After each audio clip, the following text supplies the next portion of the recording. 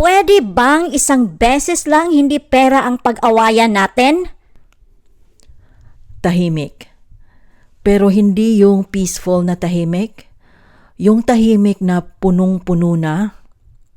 Minsan, hindi mo maintindihan kung bakit laging galit ang isang magulang hanggang maranasan mo kung paano kabigat ang dinadala nila. Welcome to Silip sa Buhay Pinoy, mga kwentong tahimik pero totoo.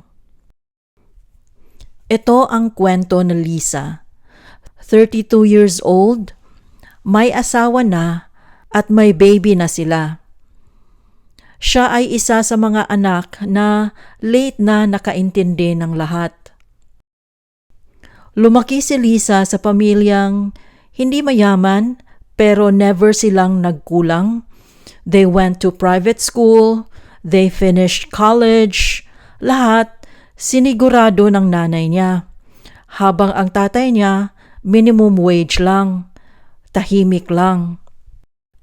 Ang nanay niya halos 4 na dekada nang nagtatrabaho sa malaking corporation.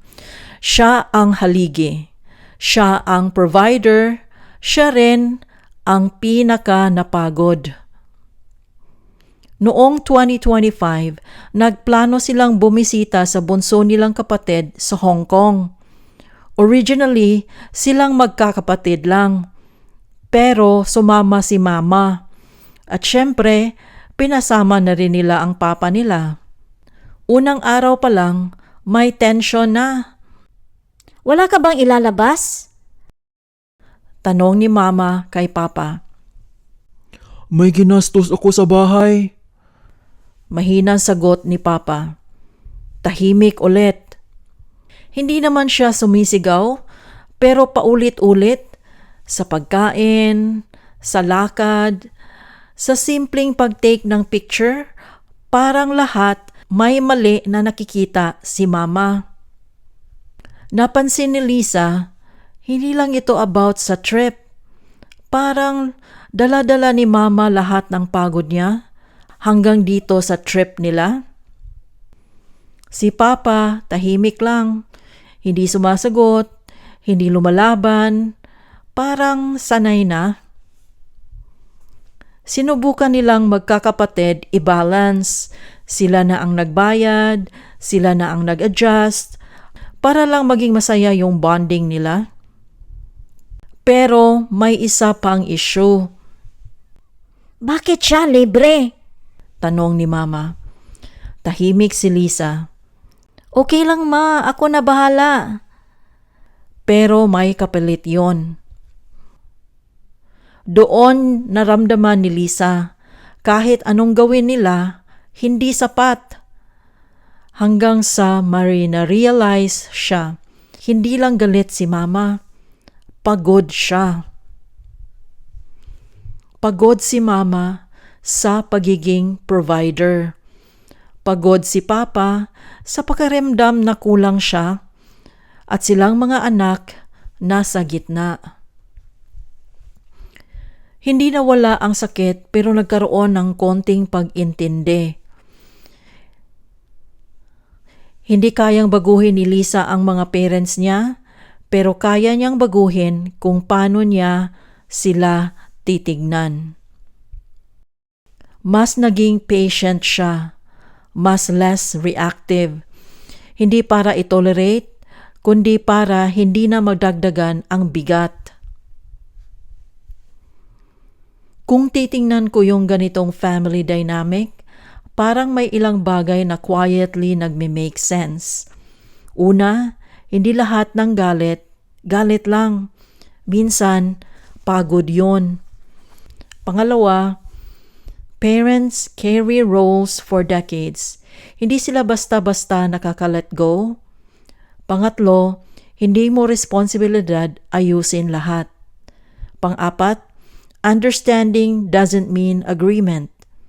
At panghuli, minsan, distance, emotional or mental, helps you stay grounded.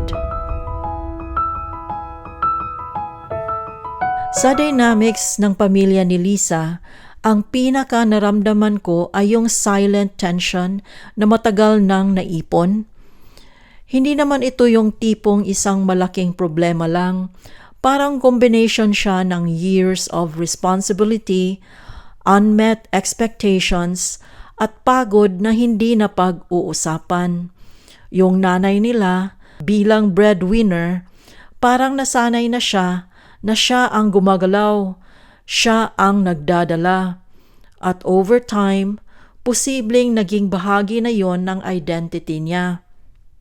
Kaya kahit may pagkakataon na dapat magaan, like travel, lumalabas pa rin yung frustration. Sa kabilang side, yung tatay naman, parang quietly carrying a different kind of weight, yung pakiramdam na hindi siya enough. At minsan, ang pagiging tahimik ay hindi dahil okay lang, kundi dahil hindi na alam paano sasagot. Bilang magkakapatid, mahirap yung ganitong posisyon. Parang instinct mo ay ayusin, i-balance, i-absorb yung tension, pero napansin ko rin na may limit yon. Siguro, kung ako ang nasa ganitong situation, ganito ko siya titingnan. Una, try to understand without absorbing everything. Pangalawa, accept that parents have unresolved patterns. Pangatlo, don't force harmony kung hindi pa ready ang lahat. Pang-apat, protect your own emotional space. At panghuli, stay respectful, but don't lose yourself in the process. Para sa akin, hindi ito tungkol sa kung sino ang tama o mali. Mas tungkol siya sa kung paano nag-i-intersect yung pagod, expectation, at love sa isang pamilya. At minsan, kahit mahal nyo ang isa't isa, hindi ibig sabihin madali na. Kung may nararanasan kayong ganitong situation, sana naramdaman ninyo na hindi kayo nag-iisa. At sana may nakuha kayong kahit konting insights sa videong ito. Please comment kung may ganito kayong experience. Maraming salamat sa pakikinig at please huwag kalimutang mag-subscribe. Hanggang sa susunod ulit.